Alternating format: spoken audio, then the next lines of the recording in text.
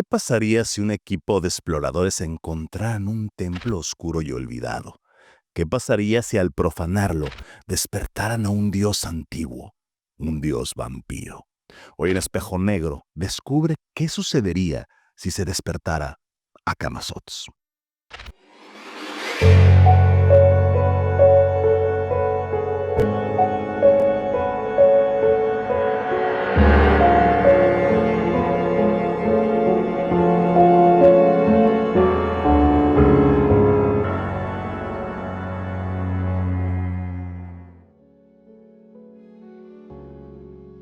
Buenas noches, bienvenidos a un episodio más de Espejo Negro, el podcast de las leyendas.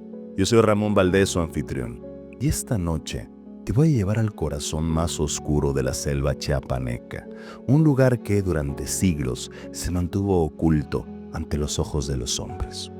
En las profundidades de la mitología maya existe una figura temida incluso por los héroes del Popol Vuh, Camazotz, el gran dios murciélago, el dios del inframundo, el señor de la oscuridad asociado con la noche, la muerte y la decapitación.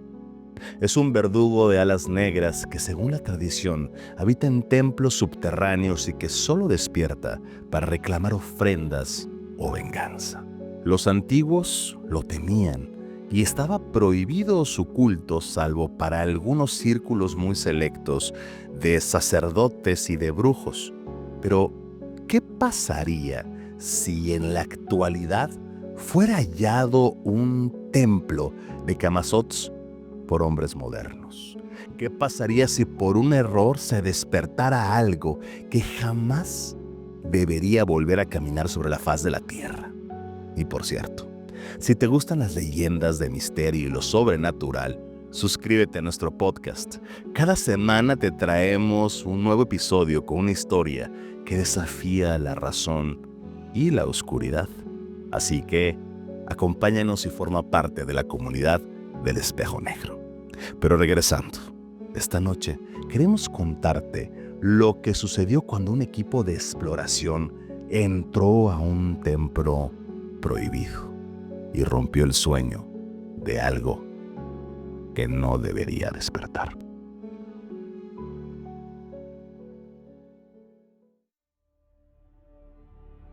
La tumba del dios vampiro. Soy el doctor y arqueólogo Emiliano Rivas. Soy especialista en culturas mesoamericanas y hace una semana dirigí una expedición al corazón de la selva chiapaneca, justo en la frontera con Guatemala. Lo que encontramos en esa cueva nos tomaría por sorpresa. Era una advertencia olvidada y nosotros la desenterramos. Íbamos los tres: la doctora Elena Cárdenas, epigrafista y experta en códices mayas; Rodrigo Fierro, nuestro guía y fotógrafo, un exmilitar que había cambiado las armas por una cámara, pero que siempre llevaba una pequeña escopeta a cada expedición; y yo, un hombre con más de 20 años de estudios, pero que sigue siendo un entusiasta, un amante de la cultura maya y sus misterios. Habíamos recibido reportes vagos de una abertura en la tierra después del último terremoto de 7.2 grados que había tenido lugar apenas el 29 de julio. La grieta se abrió muy cerca de la comunidad tzotzil llamada La Juntic. Al llegar, los pobladores se mostraron tensos. Alguien avisó a un anciano, un hombre llamado Gaspar, quien nos advirtió de no continuar. Según lo que contaban nuestros abuelos y sus abuelos, lo que está allá abajo del hoyo que se abrió no es una ciudad de hombres, sino de otras cosas. Ahí viven los grandes Tzotzil, los que viven y tienen que seguir viviendo en la oscuridad. Nos contó que, según le habían dicho de niño, en esa zona, oculta ante los ojos de los hombres, estaba el palacio del gran dios murciélago, un lugar tétrico y espeluznante, pero lleno de tesoros y secretos. Decía que, de vez en cuando, algunos en el pueblo creían ver sombras que se ocultaban en la selva y que desde la oscuridad los observaban con ojos encendidos como brasas. Eran los Ukum-Zots, hijos del dios murciélago, sombras con garras que persiguen a quienes se acercan demasiado al templo. Yo estaba fascinado, no porque creyera en monstruos, sino por la posibilidad de encontrar un vestigio arqueológico inexplorado y, por supuesto, por los tesoros que podríamos hallar ahí adentro. Nos internamos en la selva durante 2 días. Finalmente, tras encontrar el hoyo en el piso que se había abierto con el temblor, decidimos descender. Avanzamos en completa oscuridad sorteando espacios tan estrechos que le darían claustrofobia al más sano. De pronto, en la oscuridad, se abrió un espacio inmenso. Ante nosotros se reveló un magnífico templo, sumergido en lo más profundo de los olvidos. Altares cubiertos de musgo, escalinatas colapsadas y un templo central. Las estelas, erosionadas por siglos, mostraban siempre la misma figura. Un murciélago con las alas extendidas y colmillos prominentes. Elena leyó una inscripción en voz baja. Aquí duerme el gran decapitador del inframundo. Si no perteneces, no entres. Por supuesto que no hicimos caso a la advertencia y nos adentramos aún más. Pero el silencio se volvió denso, pesado, antinatural. No había insectos, no había animales, solo chillidos agudos y lejanos, ecos extraños que parecían no venir de un solo lugar. Rodrigo hizo un alto y nos dijo que algo nos seguía, que había visto una figura entre los vestigios, negra, agazapada, de ojos horribles, pero que en un instante había desaparecido. No obstante, seguimos adelante, con un miedo extraño que se mezclaba con una excitación irracional que nos empujaba hacia adelante. Así, entramos al templo principal. El dintel mostraba al gran dios murciélago con las alas abiertas. Y lo que vimos allá adentro no se borraría fácilmente de mi memoria. La cámara circular parecía un lugar sagrado. En el centro, un pequeño altar cubierto con polvo y musgo. Rodrigo iluminó mejor con una bengala. La llama arrojó sombras que danzaban en todas direcciones. En el altar, oculto bajo capas de polvo, descubrimos una pieza. Un murciélago de oro macizo, alas plegadas, ojos de rubí, colmillos de jade.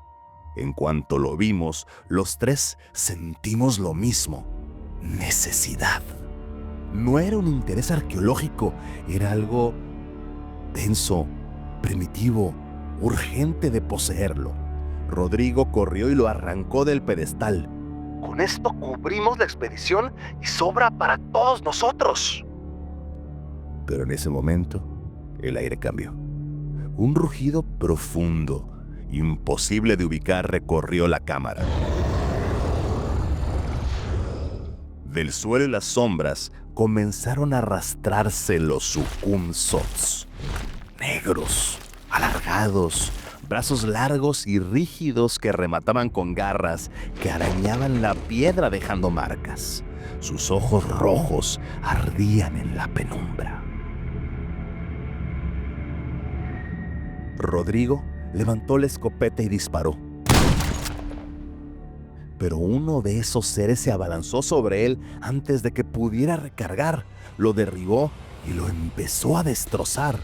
Aún así, Rodrigo no soltaba la figura. Elena, aterrada pero impulsada por un coraje que no le había visto jamás, sin importarle la presencia de los monstruos, le arrancó la figura de las manos y me gritó que corriéramos. Avanzamos por el corredor estrecho. Las criaturas se arrastraban detrás, rápidas como una luz negro.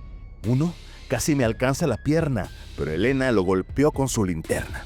Llegamos a una sala más amplia y notamos que nuestros perseguidores se detuvieron y pronto descubrimos la razón.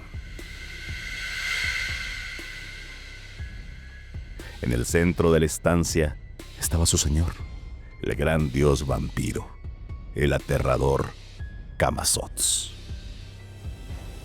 Era enorme, de cuerpo antropomorfo pero con alas huesudas, piel como cuero chamuscado, un rostro imposible, mitad humano, mitad murciélago, con colmillos como dagas y ojos como brasas vivas.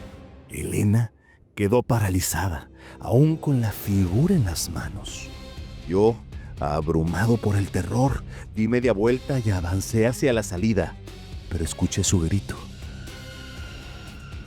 No me atreví a voltear. Solo percibí un chillido seco y un instante después, algo pesado cayó al suelo y rodó hasta mis pies. Era la figura. La tomé sin pensar y corrí sin importarme que tuviera que atravesar un mar de murciélagos que parecían haberse congelado debido a la presencia de su señor. Los Ukumzots pronto comenzaron a chillar y tras un sonido aún más potente y largo, volvieron a seguirme. Sus garras raspaban la piedra y cada vez los escuchaba más cerca.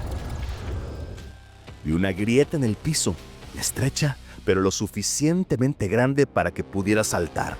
No sabía qué encontraría allá abajo, pero si seguía huyendo, mi muerte era segura. Salté y caí varios metros en plena oscuridad.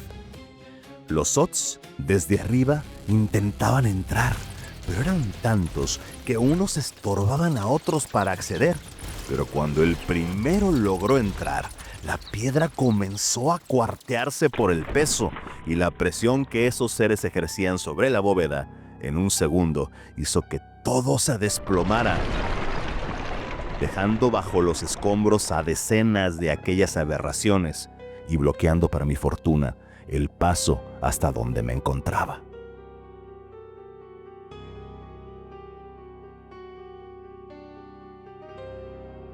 Pasaron un par de minutos hasta que el polvo bajó. Yo seguí escuchando los chillidos de aquellas bestias, pero impulsado por el miedo, me arrastré por un estrecho túnel que descubrí a unos cuantos metros. Seguí y seguí, sin dejar de sentir que en cualquier momento una garra me alcanzaría las piernas. Finalmente, vi la luz de la noche. Salí a la selva, jadeando. Me escondí tras un tronco caído y entonces el terror regresó. Vi a decenas de Ukumzots saliendo de las grietas y desplazándose hacia el norte, hacia el pueblo, hacia las ciudades. Era un mar de sombras negras que chillaban y producían sonidos huecos, como ecos que se multiplicaban en la selva. Y sobre ellos, una gran sombra que se proyectaba en las nubes con las alas abiertas, como un augurio funesto, como una maldición que por nuestra ambición, por nuestra imprudencia, habíamos dejado en libertad.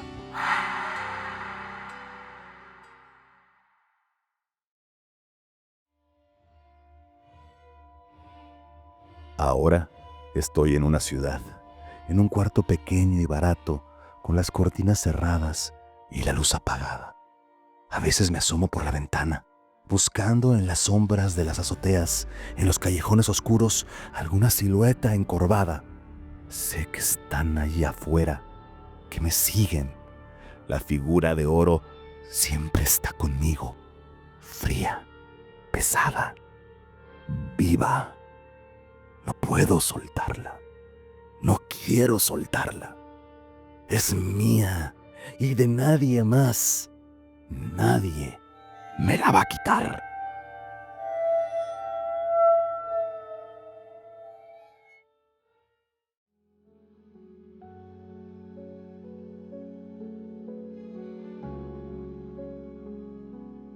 En la tradición maya, Camazotz no es solamente un dios murciélago. Es el murciélago de la muerte, el decapitador del inframundo.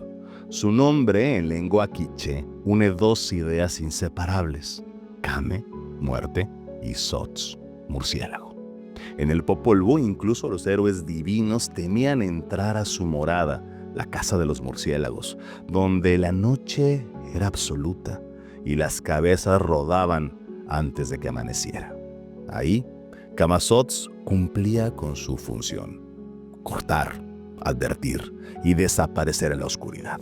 Se cree que su culto no se limitaba a la mitología. En templos y cavernas dedicadas a él, los mayas practicaban sacrificios con decapitación como ofrenda y como símbolo de la renovación de los ciclos. La muerte era el requisito para el renacimiento en el orden cósmico. Y aunque los siglos lo han convertido en leyenda, su figura sigue presente en códices, en estelas y relatos transmitidos en voz baja. Tal vez por eso, cuando un templo olvidado es hallado, la advertencia es clara: no todo lo enterrado debe ser desenterrado, porque algunos dioses no mueren, solo esperan. Si conoces una leyenda de tu región o has escuchado historias sobre templos olvidados, batallas en la selva o rituales prohibidos, escríbenos a podcast@espejonegro.mx. Leemos cada historia y la tuya podría despertar una nueva leyenda. Y si quieres pertenecer a la comunidad del Espejo Negro, aquellos que no temen mirar lo que se esconde detrás de las profundidades y misterios de los reflejos, suscríbete a nuestro podcast desde la plataforma de tu elección. Aquí encontrarás cada semana una leyenda bien narrada, documentada, que te hará sentir un inquietante estremecimiento en la piel y que por supuesto nosotros te vamos a agradecer desde lo más profundo de nuestro siniestro corazón. Y por cierto, queremos agradecer a todos los que nos han visitado desde el podcast paranormal que pude compartir con mi querido amigo Fepo. Fepo y a todo tu equipo, les mandamos desde Espejo Negro un gran abrazo. Camazotz no es un recuerdo olvidado, ni un mito confinado a viejos códices o libros. Él es el murciélago de la muerte, el decapitador del inframundo, un dios que exigía sangre y que, según los antiguos, jamás perdonaba a quien lo ofendía. Su templo podrá hundirse en la selva, pero su sombra sigue extendiéndose. Y cuando reclame lo que ha sido profanado, será demasiado tarde, porque no habrá sitio donde te puedas esconder. Yo soy Ramón Valdés y esto fue un episodio más de Espejo Negro, el podcast de las leyendas. Nos vemos en la próxima, si es que un dios oculto no emerge de la oscuridad y nos lleva consigo al inframundo. Buenas noches.